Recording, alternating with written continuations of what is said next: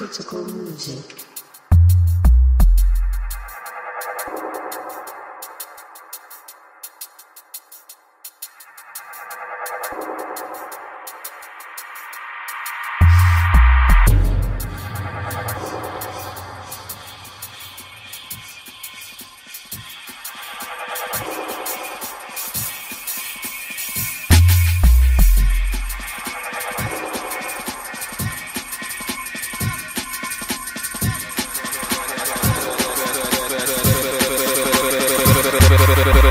It's not my first bout walking with giants, with my short arms, lion heart, boxing Goliath.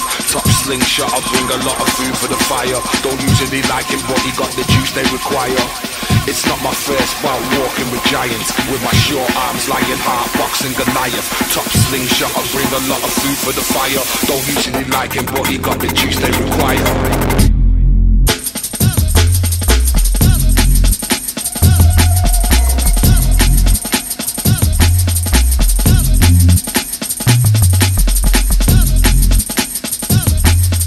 People want to meet up and listen to music.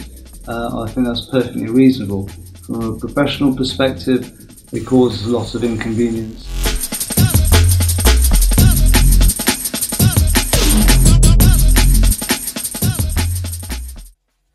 Safe, I'm Jesse. I'm River from Caution. I'm from Neston. Just the enjoyment of going to free parties, there wasn't really enough, so we're like, fuck it, we'll have our own. Yeah, because like, there's nothing going on and we can't be bothered, we don't want to pay to go anywhere, or we're not old enough to go anywhere else, so we just have it ourselves, and then there's none of that other bullshit. We didn't even pay initially we got our speakers for free for helping a We had to do a job out. for a mate and he didn't want them. But James paid a few Too much. 2 bins, the double speaker, and the shit Skytech for £150, and the generator, and then I bought a couple of amps for £300 altogether. Then I bought these 2 speakers behind me for £50 altogether. And then on top of that you got different costs like lights, cables, the van on the night, the storage. So yeah. Like loads of producers get their like music played without having to go to a venue which you have to pay to go to. I'm Mike and I'm from Caution. Yeah. I'm Will, I'm also from Caution. We DJ regularly at various events.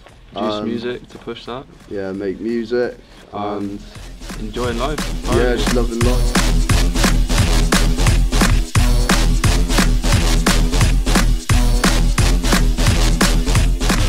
I think it's a good thing that the whole free party thing's making a comeback sort of thing. It's good to push underground music, and the people at free parties are usually there just for the music. We kind of need an open location, not particularly close to a road. If it should have a roof, they normally don't. Field's alright, get a canopy. Yeah, but in summer that's fine. Yeah. Try keep it away from houses so you get minimal noise complaints. And like not putting speakers onto just like mud, because that's a stupid idea. But we normally accessible, do that anyway. Yeah, it wants to be accessible. Oh, and if we can't be bothered, if it's like too far to carry the speakers, because yeah, it helps if you can get like a van right next to where you'll unload like the a little speakers. access. Like a nice little dirt track. Yeah, nice. Everyone loves a nice little dirt. Yeah, little muddy track. Easy access from the dirt track.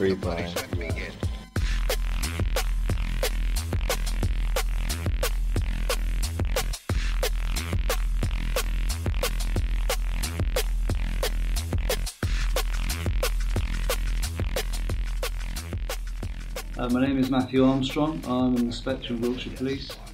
I first became aware of illegal raves when I was still in as a teenager. I've never attended one other than being a police officer. So I think the key risks for those attending the raves are more for health and safety. When the sites are set up, they're at remote locations. People often don't know where they are. There's no easy access to medical assistance. Rave parties or unlicensed music events are really policed by themselves, by those attending, so I'm not saying they become lawless, but there's none of the usual regulations that we see in licensed events.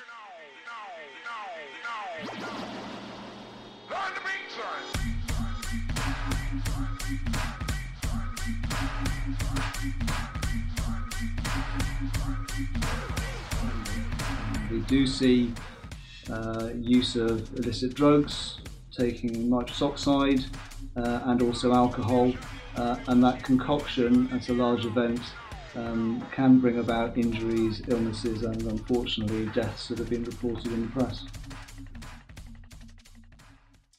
We get called to raves throughout the summer months. They're about a seasonal thing normally now, just in Bristol. Summer, too cold at the moment, isn't it? We generally get notified by noise complaints from members of the public. Well, obviously there's the risk of getting arrested. But yeah, the only real risk is like the people like seizing the equipment, because that's what I care about most, I suppose. I don't really want the speakers to get taken away. The risk for the party hosts, of course, there'll be prosecution if they commit offences. A lot of the times the unlicensed events are set up on land as trespassers. That is an offence in itself, but conspiring to commit a public nuisance. Yeah, it's pretty shit really. They shouldn't really see them coming and you know it's gone. For the night, it's the night, innit? Try your best to enjoy it also before they come. Just do it because there's nothing else to do really, is it?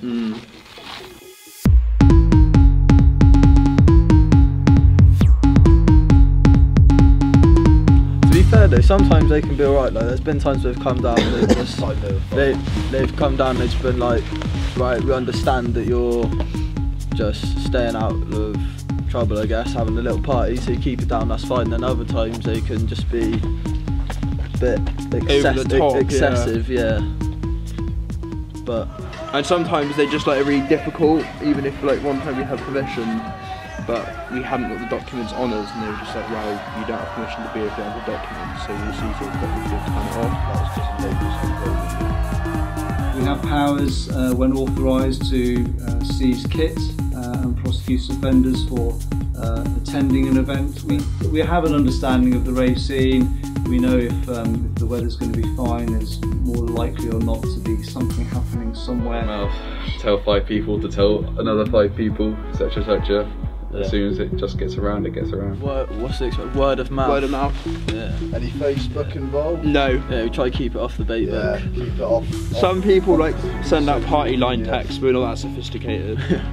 Message get passed on. Normally like with an hour before the fucking thing starts. Text message. Sort everything out, innit? Yeah. It's fucking somewhere.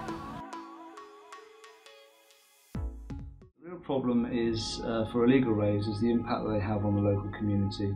The trust and confidence that residents have in the police force in being able to close them down at time, disturbance to people going about their everyday business, the impact it has on the landowner. I think it depends on the location. Yeah, if it's and the scale of it as well. If it's totally private location, then I personally think, and I'm sure Will back me up on this, that they probably have better things to do than shut down good things. You would think so.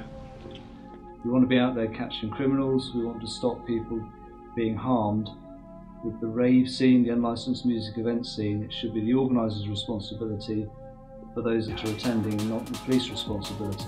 But I think if it's a private private place, then and there's not too much trouble, noise pollution, then there's no reason why they should shut it down if everyone's being friendly. Yeah, like everyone there's, we're not exactly criminals, we're there just to like have a good time, so I think they should respect that as well.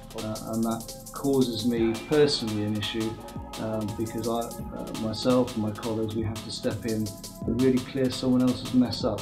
I don't think that's fair.